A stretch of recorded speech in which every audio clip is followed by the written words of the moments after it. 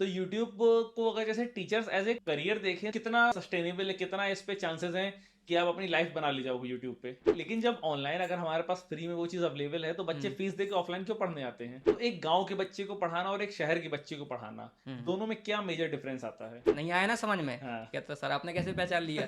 हमने शक्ल में लिखा है आपके नहीं आया आपको समझ में। अच्छा, लेकिन जो मैक्सिमम टीचर्स है, मैंने ये देखा है कि भाई जैसे आप कोचिंग पढ़ा रहे हैं तो हुँ, मैक्सिमम टीचर्स उन्हीं बच्चों पे ध्यान देते हैं जो ब्राइट होते हैं। हुँ, मतलब उनको ये लगता है कि भाई ये 80% वाला है, हुँ, इसके 85-90% आ जाएंगे, ये टॉप करेगा तो मेरी कोचिंग का नाम होगा। हुँ, यूपी बोर्ड में कोई बच्चा फेल हो गया, एमपी बोर्ड में कोई बच्चा फेल हो गया, हुँ, तो हुँ। उसके पास फिर से दोबारा उसी साल एग्जाम देने का ऑप्शन रहता है। ओपन बोर्ड, ओपन हाँ, बोर्ड हाँ। क्या है ये? अच्छा, यूट्यूब जब आपने स्टार्ट किया था तो जैसे मान लीजिए बहुत और भी बहुत सारे टीचर्स हैं जो हुँ, यूट्यूब में मतलब पढ़ा रहे हैं। कुछ लोग बहुत अच्छा कर रहे हैं, हुँ। कुछ लोग कम अच्छा कर रहे हैं, कुछ लोग बिल्कुल अच्छा नहीं कर रहे हैं।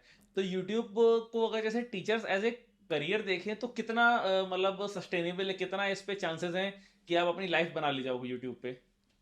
यूट्यूब पे भैया लाइव का तो मैं सिक्योरिटी नहीं देता हूँ कि आप यूट्यूब में पढ़ा के अपना पूरा इसी में फोकस दीजिए। अच्छा।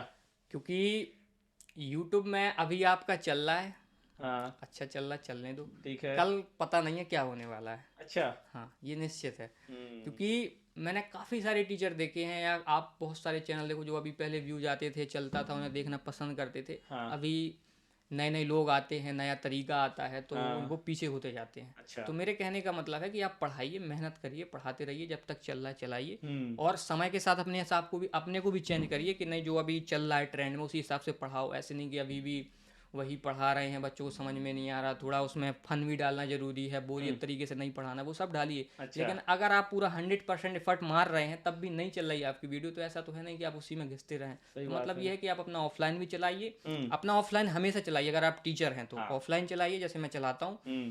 कि अगर मतलब कि बंद हो गया मेरा ऑनलाइन तो ऑफलाइन तो मेरे आते ही हैं बच्चे। और ये मतलब कि कहने का मतलब ये है कि सभी लोग ऑनलाइन देख के आ जाते हैं कि टीचर बनना है, इसमें हम्म। पढ़ा दो, इसमें कौन कोई पूछता है कि तुमसे कितने तक बनता है, क्या है वो। सही है। तो आ जाते हैं लोग, तो ऐसा हाँ। नहीं है। अच्छा, ऐसा नहीं है। हाँ। लेकिन जब ऑनलाइन अगर हमारे पास फ्री में वो चीज़ अवेलेबल है तो बच्चे हम्म। फीस दे के ऑफलाइन क्यों पढ़ने आते हैं?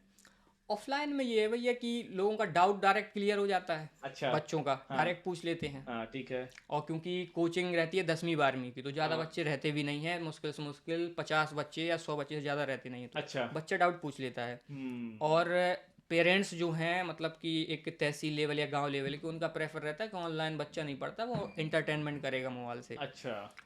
और तो वो कहते हैं ऑफलाइन जाओ, कम से कम 1 घंटा वहाँ बैठोगे टीचर के सामने तो शिष्टाचार में रहोगे, पाल्टी मार के बैठोगे, समझोगे क्या समझा रहे हैं। ऑनलाइन में क्या पता तुम क्या देख रहे हो, तो वो इस प्रकार से होता है। बिल्कुल बिल्कुल हम्म, बिल्कुल। अच्छा, जैसे मान लीजिए एक अभी आप गांव के बच्चों को मतलब मैक्सिमम पढ़ा रहे हैं, हम्म, तो एक गांव के बच्चे को पढ़ाना और एक शहर के बच्चे को पढ़ाना, हम्म। दोनों में क्या मेजर डिफरेंस आता है? ये एक ही डिफरेंस है कि जो क्या? गांव का बच्चा होता है हाँ। उसको अपनी लैंग्वेज में जब तक नहीं समझाओगे बिल्कुल शुद्ध हिंदी बोल के, मतलब हाँ। कि मतलब देहाती में तो उतरना ही पड़ेगा आपको। अच्छा। हाँ, 100% वो हाँ। समझते ही नहीं है। हाँ। उसको लगता है कि अगर थोड़ा स्टैंडर्ड में पढ़ाओ या मेंटेनेंस करो ना, हाँ। तो लगता है कि हमारे लिए नहीं है सर, उन्हीं को देखते रहते हैं, अच्छा। हमारा कुछ नहीं होने वाला है। तो हम्म। तो मैंने बात है कि जो होशियार बच्चे, जो शहर के बच्चे हैं, हाँ। उनको बताने की जरूरत नहीं है, जो पढ़ाते हैं वो अपने आप अपना कवर करते हैं, समझ में भी आ जाता है। अच्छा। लेकिन जो गाँव के बच्चे हैं, हमें स्पेशली अपने दिमाग में रखना पड़ता है कि ये टॉपिक अब जो हार्ड है उसको अच्छी तरीके से समझाना पड़ेगा, क्योंकि वो समझ पाए। क्योंकि हम्म। शहर का बच्चा समझ जाता है, हाँ। क्योंकि वो उस माहौल में है और उसके घर वाले रोज कहते हैं। गांव के जो पेरेंट्स हैं वो कहते ही नहीं है पढ़ने के लिए। अच्छा। मैं पर्सनली इसको फील करा हूँ। जी। हाँ। और गांव में अगर रहा भी हूँ, चाचा के लड़के हो गए, बड़े पापा के, वो कहते नहीं है। हम्म। रोज नहीं कहते, ऐसे कह देंगे महीना 2 महीने 4 महीने में। हाँ। लेकिन आपने अगर देखा हो जो शहर के पेरेंट्स हैं वो रोज कहते चलो कोचिंग जाओ, अच्छा। ये होमवर्क कर लो, हाँ, कि क्या बिल्कुल क्या बिल्कुल, पूछते बोलते हैं कि पूछते तुम्हारा हैं। हाँ। हाँ क्या टेस्ट का रिजल्ट रहा। हम्म। गांव के लोगों को नहीं है मतलब। ऐसा उनको अगर बच्चा चाह रहा है कि मुझे पढ़ना है, हाँ। मुझे इसी से कुछ अपना करियर बनाना है, हम्म। तो वो निकल जाएगा। लेकिन अगर नहीं, वो नहीं चाहता, हाँ। उसके पेरेंट्स को करना नहीं है, तो वो रह जाता है। लेकिन शहर अच्छा। के बच्चों को वो भी ध्यान देता है, क्योंकि माहौल इस कदर का मिलता है, और हम्म। पेरेंट्स तो लगे ही रहते हैं पीछे से पुश करने के लिए। बिल्कुल। तो शहर के बच्चों की ये फ़ायदा होता ही है सर। अच्छा अच्छा, लेकिन जो मैक्सिमम टीचर्स है, मैंने ये देखा है कि भाई जैसे आप कोचिंग पढ़ा रहे हैं तो मैक्सिमम टीचर्स उन्हीं बच्चों पे ध्यान देते हैं जो ब्राइट होते हैं। मतलब उनको ये लगता है कि भाई ये 80% वाला है, इसके 85-90% आ जाएंगे, ये टॉप करेगा तो मेरी कोचिंग का नाम होगा। तो यहाँ पे तो मतलब टीचर्स की गलती ज्यादा मुझे समझ में आ रही है कि भाई अगर कोई बच्चा, भाई मान लीजिए आपकी क्लास में 4 बच्चे हैं, एक 30% वाला, एक 50% वाला, एक 70% वाला, एक 90% वाला, तो मैक्सिमम टीचर्स 90% वाले पे ध्यान देंगे। तो इस पे क्या पॉइंट ऑफ व्यू है आपका? ये तो देखो गलत है भैया। अच्छा। हाँ, हाँ। अगर आप कोचिंग पढ़ा रहे हो तो एक एक बच्चे के ऊपर ध्यान रहना चाहिए। हाँ, बिल्कुल नहीं तो रहना आप चाहिए। साफ ना ही कर दो कि आप मेरे यहाँ ना आओ, मेरा हाँ। बस का नहीं है आपको पढ़ाना, हाँ। मैं तो होशियार स्टूडेंट हुआ एवरेज स्टूडेंट को पढ़ाऊंगा, तुम हाँ। भाग जाओ मेरी कोचिंग से। या तो डायरेक्ट ये कह दो। बिल्कुल सही है। मेरा मानना है कि इतना कह दो, वो बच्चा और कहीं देखेगा जो कम बच्चे जहाँ पढ़ते हैं, जहाँ पे टीचर उसका ध्यान दे पाएगा। बिल्कुल बिल्कुल। ऐसा नहीं है कि भैया जिसके पास कम बच्चे जाते हैं उस टीचर के पास काबिलियत नहीं हम्म। है। लेकिन अब जो बड़े टीचर हैं उनके पास मतलब 10 लोग जा रहे हैं तो 11वां अपने आप जाएगा। अच्छा। हाँ, ये निश्चित है। हाँ। हमारे साथ भी यही हाँ, हुआ, हमने भी देखा यही देखी, किया। देखा हाँ, देखी। मैंने भी यही किया भैया। हाँ। हमें मतलब नहीं कि टीचर कैसे पढ़ा रहे हैं, हाँ। यहाँ पूरा मेरा गांव जा रहा है या हाँ। मेरा पूरे यहाँ पे दोस्त जा रहे हैं, हाँ। मुझे वहीं जाना है। अब मुझे अच्छा। वहाँ पे कुछ समझ में आए ना आए उससे कोई फर्क नहीं पड़ता, धीरे धीरे सब आ जाएगा समझ में, ये रहता है। बिल्कुल बिल्कुल। और मैं इस हिसाब से पढ़ाता हूँ भैया, मुझे पता चल जाता है, मैं पढ़ाता हूँ तो मुझे पता चल जाता है इसको समझ में आ गया, इसको समझ में आ गया, इसको समझ में आ गया, इसको समझ में नहीं आया तो मैं उसको स्पेशली पूछता हूँ, बिल्कुल। नहीं आया ना समझ में? हाँ। कहता सर आपने कैसे पहचान लिया? उनकी शक्ल में लिखा है आपके नहीं आया आपको समझ में। सही तो है। वो कहता कि सर दोबारा समझा दीजिए। हाँ।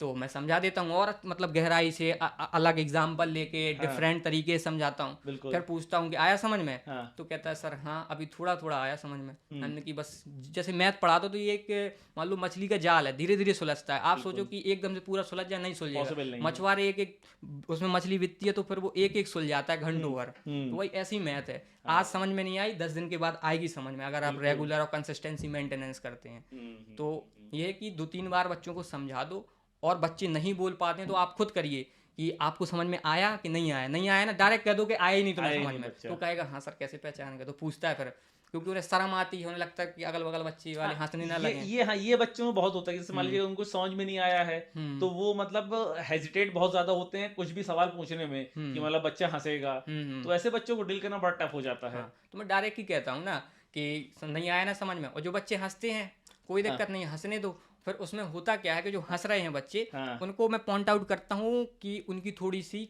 वो करी जाए, खिंचाई करी जाए। जो अच्छा। होशियार बच्चे हैं हाँ। उनसे थोड़ा कठिन क्वेश्चन पूछ के हाँ। उनको थोड़ा डाउन करा जाए।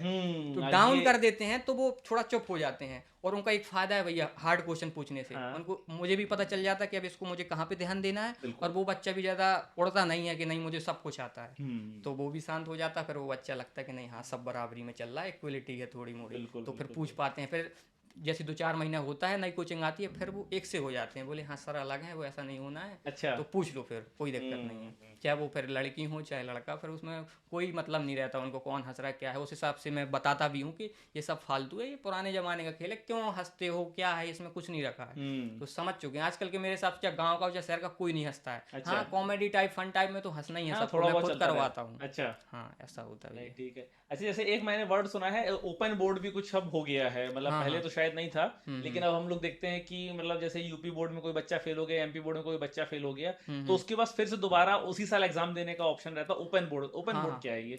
ये ओपन बोर्ड भैया, जैसे यूपी में ओपन बोर्ड है, हाँ। अपने एमपी में भैया हमारे है रुक जाना नहीं योजना। अच्छा, रुक जाना नहीं हाँ योजना। मतलब रुक जाना नहीं योजना, मतलब तुम्हें रुकना नहीं है, हमेशा आगे बढ़ते रहो। इसका हाँ। मतलब कि अगर आप पूरे विषय में भी फेल हो गए हो हाँ। तो आप दोबारा उसी साल पेपर देके निकल सकते हो। अच्छा। और पहले एमपी बोर्ड में कोई भी बोर्ड था हाँ। कि अगर आप फेल हुए तो आपको दोबारा पढ़ना ही पड़ेगा। अच्छा। लेकिन इस जो यहाँ पे ये नया चीज़ बनाई है ओपन बोर्ड रुक जाना नहीं, ये होता है कि उसी साल आप पास हो जाओ, चाहे आप एक में फेल हो, चाहे पूरे में फेल हो, चाहे अच्छा। 2 में फेल हो, चाहे 3 में, चाहे 4 में, तो जितने विषय में फेल हुए हो आप उनका फॉर्म भरेंगे। अगर आप उसमें आप दोबारा से पेपर होंगे वही, अगर आप पास हो जाएंगे तो आपका साल बच जाएगा। उसी साल आप जो जैसे बच्चे से मैं पास हो गया और दूसरा बच्चा फेल हो गया, अब मेरा तो कॉलेज में एडमिशन होगा 12वीं के बाद या 11वीं 10वीं के बाद 11वीं में, तो जो बच्चा फेल हो जाता है वो सोचता है कि अब तो क्या दोबारा पढ़ना पड़ेगा। लेकिन मतलब कि जो सरकार उन्होंने अच्छा किया कि आप उसी साल पास होके उन्हीं के साथ पढ़ सकते हो।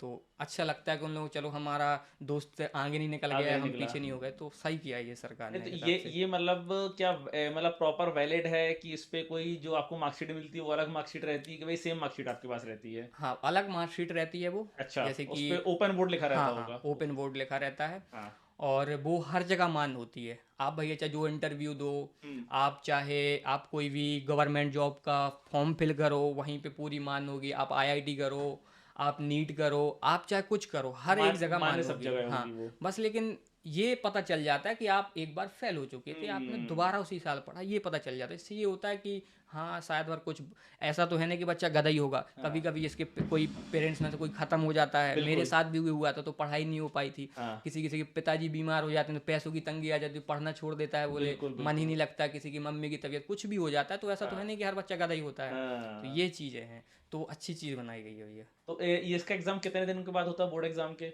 ये हो जाता है भैया 1.5 महीने के अंदर अंदर हो मतलब जाता जैसे है। मान 1.5 महीने लीजिए, का वक्त लगता है पूरा मतलब मिलता बोर्ड है। एग्जाम होते हैं मोस्टली हाँ मार्च में, है ना? हाँ मार्च के बाद लगभग 1 डेढ़ महीने बाद रिजल्ट आता है। हाँ तो मई के एंड तक रिजल्ट आता है मोस्टली, हाँ तो ये हाँ मई। जुलाई उलाई में होता होगा एग्जाम ये। हाँ, लेकिन अब तो कोरोना के चक्कर में भैया पहले पेपर होने लगे हैं, फरवरी में होने हाँ, लगे हैं। फरवरी में तो होने लगे। फरवरी में पेपर हुआ, पूरे फरवरी में पेपर हाँ, निपट जाते हैं। ठीक है। और फिर फरवरी के बाद आता है आपका मार्च, फिर अप्रैल। मार्च अप्रैल आपका क्या होता है कि भैया रिजल्ट बनता है। अप्रैल के लास्ट में आपका रिजल्ट आ ही जाता है, अब ठीक बहुत है। फास्ट हो गया। हाँ, और फिर अप्रैल में रिजल्ट आया, जो बच्चा फेल होता है या जो बच्चा पास वाला तो बढ़िया मौज काटता है, बढ़िया अपनी और जो फेल हो जाता है तो वो निराश होता है, अच्छा। और उनको कोई मोटिवेट भी नहीं करता है, बोले तुम नालायक हो, तुम्हें कुछ सब ये नहीं आता। तो वो और तो उनको मैं लेके चलता हूँ। और 2 महीने के बाद हाँ। मतलब अप्रैल हो गया, मई जून, तो मई का पूरा वक्त मिलता है, और जून का तो जून के लास्ट में स्टार्ट हो जाते हैं पेपर, और जस्ट 1-2 महीने के बाद उसका रिजल्ट आ जाता है। अच्छा। और लेकिन कॉलेज में तो एडमिशन बंद हो जाता है भैया। हाँ। तो आप इन रेगुलर मतलब कि ले सकते हो अच्छा, एडमिशन। एडमिशन कॉलेज हाँ, में। कि मतलब मैं पास हो, अस्थाई कहते हैं कि अस्थाई। अभी ले लो, जैसे रिजल्ट आ जाएगा तो मार्कशीट सबमिट कर देना, आपको रेगुलर कर देंगे। तो कोई अच्छा, दिक्कत नहीं, अच्छा। बिल्कुल सेम बराबर है, सेम बिल्कुल। सेम प्रोसेस हाँ, रहता है वो बिल्कुल जो है। सेम। नहीं तो लेकिन जो मतलब जो उस पे कोर्स आता है ओपन बोर्ड में, तो हाँ, कोर्स भी उसका क्या अलग रहता है कि सेम कोर्स रहता सेम है? सिलेबस, जो सेम सेम। जिस बोर्ड के हो वही बिल्कुल बोर्ड रहेगा। अच्छा। जैसे यूपी को जो यूपी बोर्ड रहेगा, हाँ। अगर आप ओपन बोर्ड भरोगे तो वही सिलेबस रहेगा जो यूपी बोर्ड का है। और अगर आप एमपी बोर्ड के हैं तो अगर हाँ। रुक जाना नहीं देंगे तो एमपी बोर्ड का सिलेबस रहेगा। और सेम ब्लू प्रिंट सिलेबस, आपका पेपर का जो वो रहता है आने का तरीका, ऑब्जेक्टिव क्वेश्चन बिल्कुल सेम रहता है, बिल्कुल नो दिक्कत। अच्छा, और सीबीएसई बोर्ड, आईसीएसई बोर्ड, इनका इनका नहीं भैया होता है। इनका नहीं होता? नहीं, इनका डायरेक्ट रिपीट होता है, मतलब कि आपको दोबारा ही पढ़ना पड़ेगा। अच्छा, सीबीएसई बोर्ड वाला का कोई बच्चा फेल हुआ है? हाँ, नहीं, नहीं तो वो तो मतलब जैसे मान लीजिए ये तो ओपन बोर्ड है, तो सीबीएसई बोर्ड वाला ओपन बोर्ड नहीं भर सकता फॉर्म? तो उनका भैया हमने सुना है कि मुझे इतना वो पता नहीं है हाँ। सीबीएसई आईसीएसई बोर्ड का। हाँ। उनका ये है कि उनकी मान्यता नहीं होती है ज़्यादा। अच्छा। हाँ, ओके। क्योंकि सीबीएसई वैसे ही हार्ड है, आप भी जानते हैं। हाँ, नहीं सीबीएसई तो इजी है, यूपी बोर्ड एमपी बोर्ड के कंपैरिजन में सीबीएसई थोड़ा इजी है।